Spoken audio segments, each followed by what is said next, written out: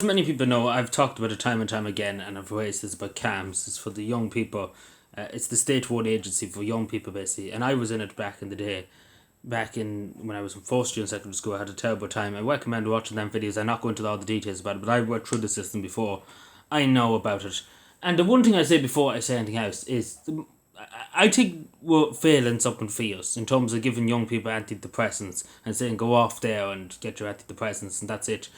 There's not enough talk about talking and having a discussion and talking about people's feelings and problems. It's all about just give the antidepressants and off you go and forget about you. And we've seen this in Kerry. That happened to loads of young people in Kerry. They're left on antidepressants for years and years and years and never were called back to camps. It's happened.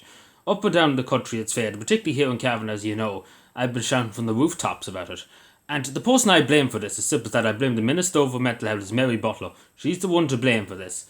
There's been that much suffering in Cavan in the last few years in terms of mental health, people committing suicide, etc., because there was no help for them. There was no help when people looked for help. There was no help. There was one young fellow that unfortunately committed suicide. He had to get private counselling because CAMS were overpacked. It takes 6 months, still to this day in Cavan, if you ring up CAMS, if you had a young daughter. It nearly takes 6 months, 5 months at most. You'd be lucky at 5 months. Just to be seen, just to get in to be referenced. Not to see anybody, to talk to anybody, to get reference. Just to get into the door, it takes 5 months. And that's a serious problem.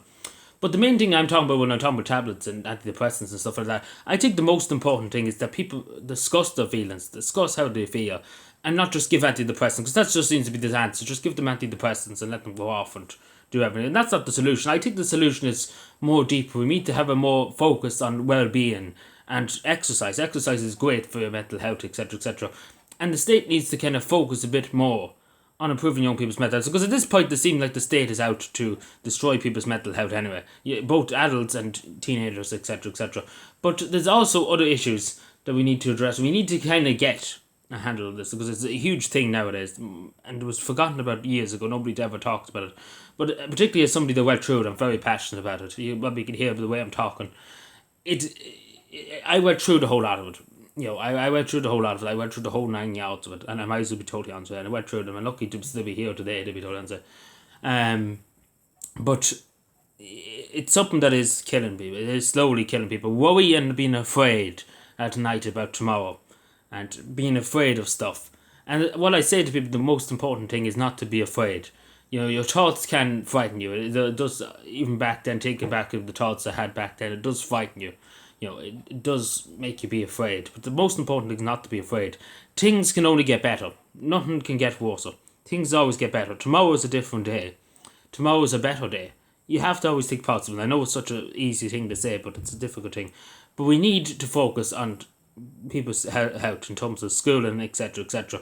What I mean by that, having discussions and stuff like that, because the problem shared is the problem half, and it's true. It's so true. I tell you that. Anybody that's having anything on their mind now, go to your friend, go to your family, go to your neighbour, just share your problem, whatever it is.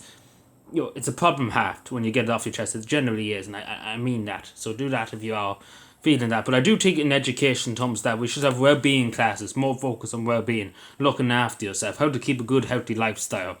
And I think that's the most important thing. Too much of schooling nowadays. And it's a different age, I suppose, now. Because we have social media, etc. So there's too much information on young people, too. It's far too much information to try and process. You look up Twitter now or any platform, there's too much information, too many things about this thing, that thing, the other thing. It's too much for a young brain to handle, too. So we need to focus on trying to cope. Because life is all about coping and trying to work around things and stuff like that. And we need to kind of give them skills to our young people. And in terms of classes and etc., etc. There's well-being classes in school, but I don't think there's enough of them. And we need to have better education on that. Particularly with young men too, it's important that there is things. But I do suggest too, there's a huge problem in CAMS. The main thing I'm talking about here is CAMS at the moment, the mental health of it, because again, there's been a huge amount of, they're not the best crowd, to be done and say, the situation they're in at the moment. But I don't blame the staff that's working there. I blame the core. There's too many people sitting in offices in CAMS, and the same with the HSE. They're all sitting there getting the big bucks, but there's not enough people on the ground. And the people on the ground are not getting the money the people in the offices are getting. And a lot of them are, and it's a tough job listening to people's problems, etc., etc. I'm sure we will all agree on that, and particularly young people, etc., etc. It's not an easy job. I'm sure we all agree with that.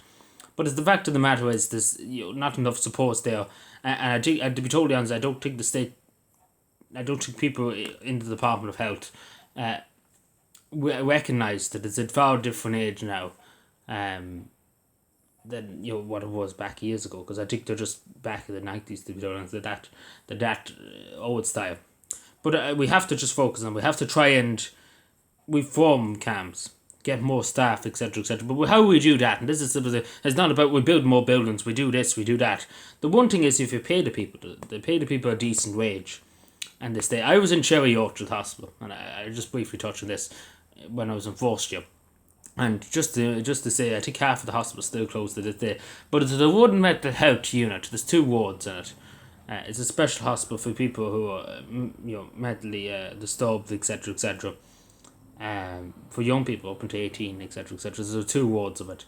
And even when I was there was staff leaving to go to Australia, to go to the country, to get far much more money, and it's a lot less hours, because some of them had to work long hours because there wasn't enough for staff. I remember 2 nurses that were there had to do 2 shifts back to forth, I'm probably saying nearly 14 now, probably shifts. Like, I'm not even joking when I say that, because there was not enough staff. And it's a sad state of affairs, and it's a great facility, and I'm not going to say it's not a great facility. We should have more of them too, special units for young people that are going through traumatic times. It is a sin to see that the state is not taking the serious it should be, and especially Mary Butler. I don't think she really cares at all about anything, to be totally honest. But I think the most important thing is that we focus on trying to teach people how to cope in terms of schooling and secondary school and primary school particularly. It's important to teach people life skills, how to cope, etc. Because I think in education now there's too worried about the maths and the English, etc., etc. And that's important too, don't get me wrong. But it's important to teach people how to cope, how to deal with effects that come in life. And that's the best medicine to be done, and getting exercise, etc. So teaching people that, getting out, getting for a walk, going for a run, going on your bike if you have a bike, all this is great for health. It's better than the medicine. I think that's the most important thing, because I think we're going the wrong way in this society in terms of health and mental health. Just give people medicine and that'll solve it. It doesn't solve everything, might help, but it doesn't solve the whole situation. As I say, people on it for years and forgotten about.